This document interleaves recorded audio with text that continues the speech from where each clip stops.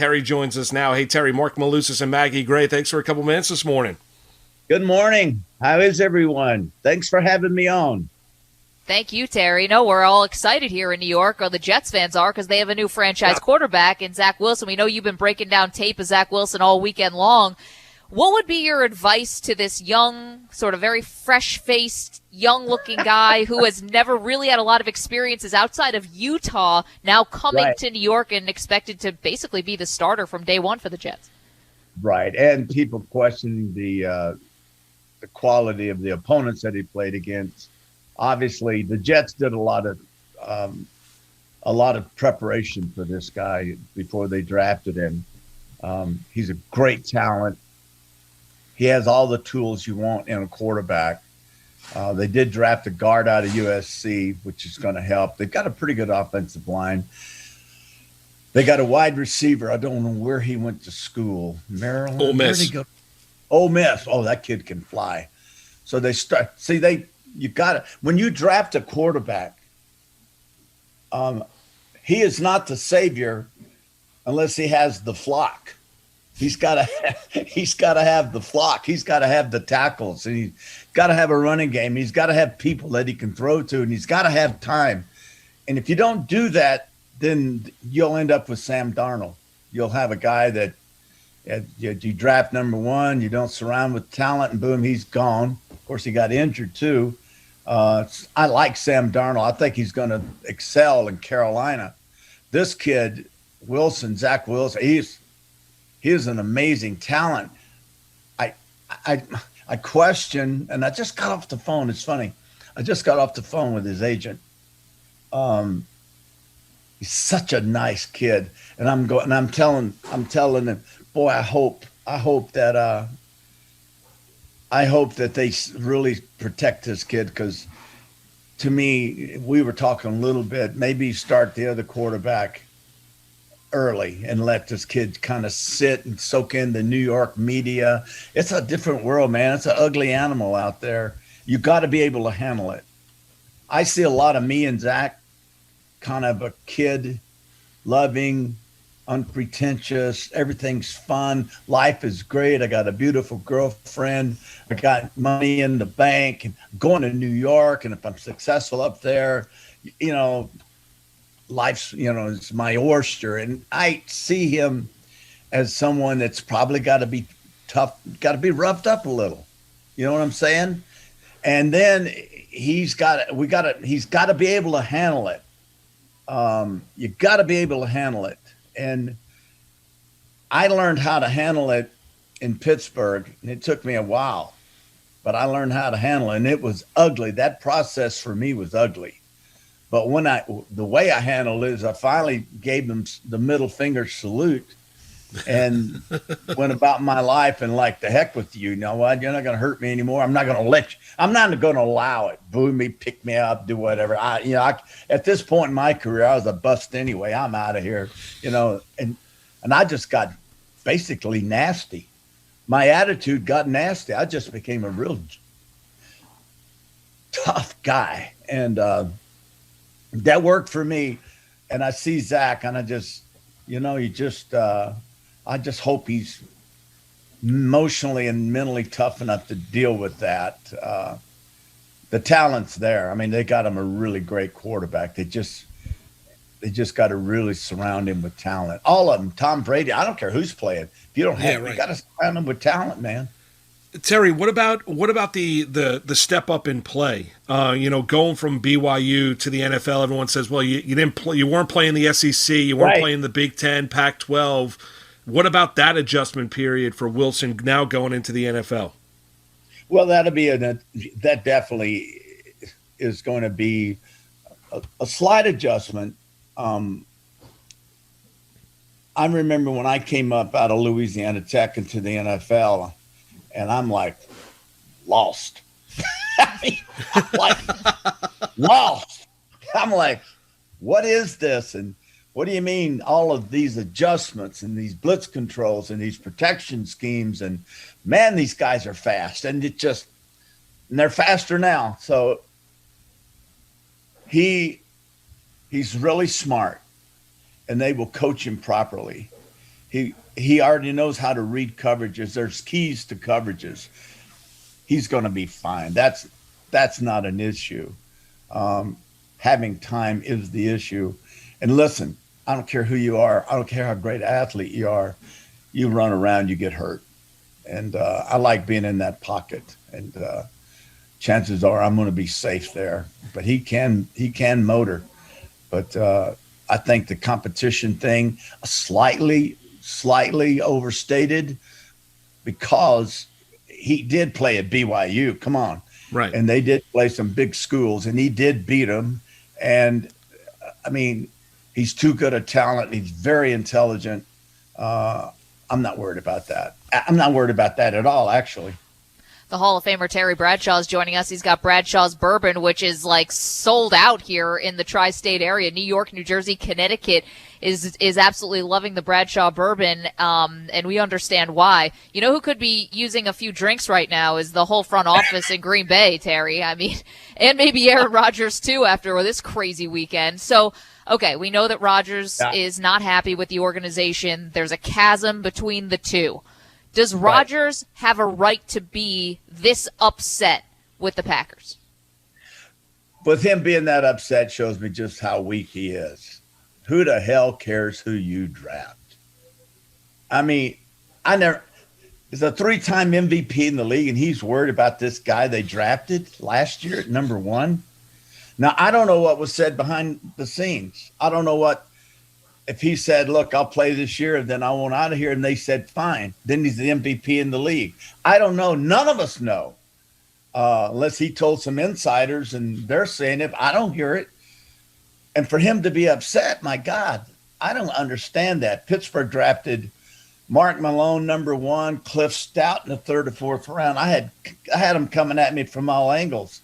I embraced it because when we went to practice, I wasn't worried about those guys. You know, it didn't scare me a bit. So I don't understand why he's so upset at Green Bay. And then if they fired the general manager, he'll come back. Are you kidding me? Really? Aaron, that's where this is. Here's what I'd do. I wouldn't budge. Let him gripe. Let him cry.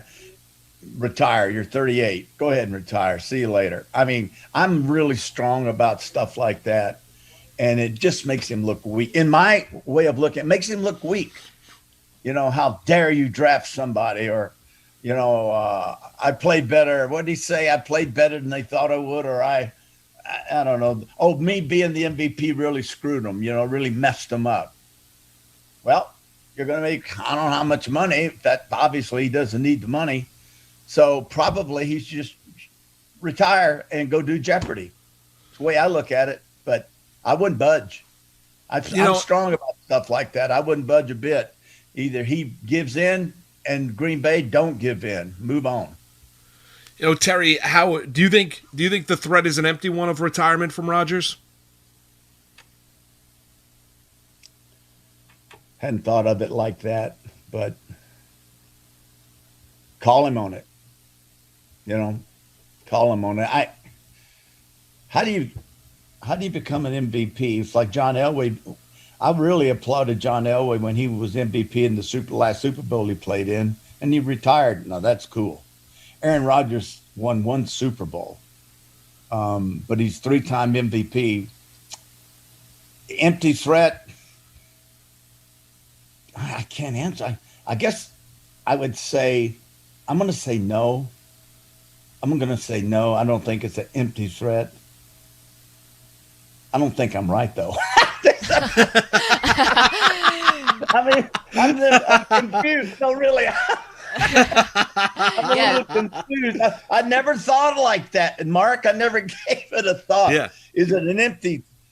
Well, you know what? If he said, if you don't trade me, I'm retiring. So Jimmy Johnson once told me, anytime an athlete says, you know, I'm thinking about retirement, he is already retired. So I would call him on it. I flat would call him on it. You know, Mark, Maggie, I'd call him on it. but yeah, golly, I've never hem-hawed around about something so much in my life. Well, Terry, how about this? If they do decide that they want to trade Aaron Rodgers, who do you think is going to be first in line, second in line, trying to do everything they can to pry Rodgers out of Green Bay? I don't know. I thought 49ers, since he's from the Bay Area, would be good. They drafted their guy. I thought, and they have Garoppolo. I've read, like most of you, Denver, and that probably, would be the likely scenario. The Bears drafted their guy. Where could he go? New Orleans, maybe. But golly, you've got to pick up how much money, dead money, if he $38 million or something like that. I mean, he's really put them in a pickle. Green Bay is really in a pickle. And if he retires, then that takes care of that. Can't trade him. They can't. And listen, Mark, they can't trade him. No. I just don't think they can trade him. They're going to lose way too much money. Well, Terry, here would be the last one for me on Rodgers would be this is, if the reports are true, he's told teammates, he's told the front office that he doesn't want to play in Green Bay. How does he step in the room if, say, they call his bluff? How does he step into that room and lead that team knowing that, he's disgruntled with some of the personnel decisions the GM has made in Green Bay and be able to grab the attention of I know he's brilliant, but how do you do that if you're the quarterback of that team with everything we know now? Mark, let me ask you a question. Yeah. Is he entitled to help run the front office?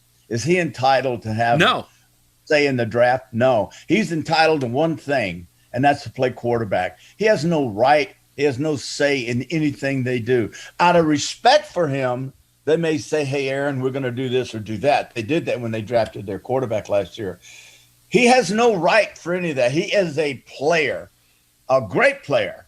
So he has no right. And having said all those things, now he hasn't said anything about the players that I know. And that's one thing. His argument, his fight is with the front office, not the players. The players understand that. So I don't think, Mark, that is going to be an issue unless he brings the players into it. You know what I mean? Gotcha. Yeah, the general manager, evidently, he can't stand that guy. No. And and evidently he's probably from my understanding, he's told him he wanted out a long time ago. So shouldn't have signed that extension. Terry, I can't. I'm sorry, I didn't mean to jump on you. I can't help but think if you're Russell Wilson, you have to be like, listen, I went around after the Super Bowl and I told every microphone and every camera that I don't want to be in Seattle, and everyone was like, you'll be back. Meanwhile, here's Rodgers saying, I don't want to be in Green Bay, and we all believe him. How do you think Russell Wilson is hearing this, knowing that he's not happy with his situation in Seattle? I say the same thing to Russell. Shut your mouth, play quarterback. You are a blessed man to be making millions that all of us on this Zoom call right now would give anything to make that in a lifetime of earnings. And I have no respect. I have no patience with people that do that. Russell Wilson, just shut your mouth, play your game. He's upset because they changed their offense after he was leading the league in touchdown passes and was mentioned for leading vote getter for the MVP. And then Pete Carroll went back to the old Pete Carroll days of pound and grind it and try to play tough defense. And obviously Russell did not like that. Man alive, keep your mouth shut. Just be a team guy, play your ass off, and shut up. Let them run the front office. And you know what? Let Maggie and Terry and Mark, let us say how bad they are. We'll talk, we'll defend you. But when you start shooting your mouth off, that takes me out of the equation. I'm not going to defend you at all. So we don't have a right. I don't know where we have a right. Where does a player have a right to criticize the front office when in fact they are the stars of the football team and they're making all this money, and all of a sudden they think that empowers them to all of a sudden have a position, a place to go and say, hey, I want this, I want that. Quietly, the coach could say, hey, They know what they need. They're not stupid. They know what they need. But to have a player make these threats and demands, it drives me nuts. I don't mind telling. I lost a lot of respect. Aaron, I didn't pay much attention to, but Russell Wilson, I lost some respect for him. You know, where do they come off? We're going to Chicago. Things are going to be better in Chicago, I guess, right? Yeah, it's not going to be any better. So they don't have a right to do that. Not my way of thinking. Well, Terry, I mean, but we're seeing it across all sports, right? Player empowerment, not just in the NFL. You've seen it in the NBA. It's kind of been this vibe where, you know, players have more say, more control. It's overtaken the NBA, and you've seen it in certain instances in the NFL. Look, if Deshaun Watson wasn't in the legal issues that he's in away from the football field, Deshaun Watson, in all likelihood, would have been moved by the Texans before the draft. Right. Well, let me ask you something. The NBA is making a huge mistake by letting all these guys get together and form their own team. Now you're going to have 3 or 4 super teams, and everybody else is just, you know, trying to compete against them. Everybody, the buddies want to get together, and the buddies want to play together, and everybody accommodates them. Why? I don't understand that. If you look at the young man down in Houston. James Harden. Ooh, no, not basketball. Watson. Yeah, Deshaun. Oh, my God. That's the shockingest. That's such a – let me say this before I say that. That was just a wonderful young guy. I met him. I just fell in love with him. Just a kind, really, really mature, really, really good person. And I'm, like, floored by this. I'm floored by this. What's happening to him down there. But you're exactly right, Mark. He said, I'm not going. So do you give in? Do you give in to his, I want to go to Miami?